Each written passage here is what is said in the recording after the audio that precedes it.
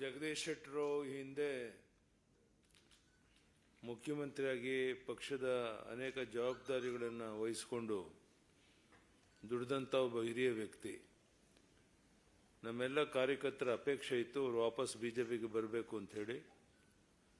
ಅದಕ್ಕಾಗಿ ಬೆಳಗ್ಗೆ ಗೃಹ ಸಚಿವ ಅಮಿತ್ ಶಾ ಜಿಯವ್ರನ್ನ ನಾನು ಜಗದೀಶ್ ಶೆಟ್ಟರು ವಿಜಯೇಂದ್ರ ಎಲ್ಲರೂ ಭೇಟಿ ಮಾಡಿ ಅವರು ಸಹ ಬಹಳ ಸಂತೋಷದಿಂದ ಅವರನ್ನು ಬಿಜೆಪಿಗೆ ಸ್ವಾಗತ ಮಾಡಿ ಬರಬೇಕು ಅಂತ ಹೇಳಿದ್ರು. ಅದರಂತೆಯೇ ಇವತ್ತು ಬಿಜೆಪಿಗೆ ಸೇರಿದ್ದಾರೆ.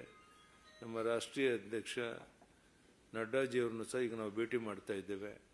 ಬಹುಶಃ ಜಗದೀಶ್ ಶೆಟ್ಟರು ಬಿಜೆಪಿಗೆ ಸೇರಿದ್ರಿಂದ ದೊಡ್ಡ ಶಕ್ತಿ ಬಂದಂತಾಗಿದೆ. ಮುಂದಿನ ಲೋಕಸಭಾ 28ರಲ್ಲಿ 25ಕ್ಕೂ ಹೆಚ್ಚು ಲೋಕಸಭಾ ಕ್ಷೇತ್ರಕ್ಕೆ ಇರೋದಕ್ಕೂ ಸಹ ನಮಗೆ ಹೆಚ್ಚು ಸಹಕಾರಿಯಾಗುತ್ತೆ ಅನ್ನೋ ಮಾತನ್ನು ಹೇಳ್ತಾ ಮತ್ತೊಮ್ಮೆ ಭಾರತೀಯ ಜನತಾ ಪಾರ್ಟಿಗೆ ಮಾನ್ಯ ಜಗದೀಶ್ ಶೆಟ್ಟರನ್ನ ಸ್ವಾಗತ ಮಾಡುತ್ತೇನೆ. ಧನ್ಯವಾದಗಳು.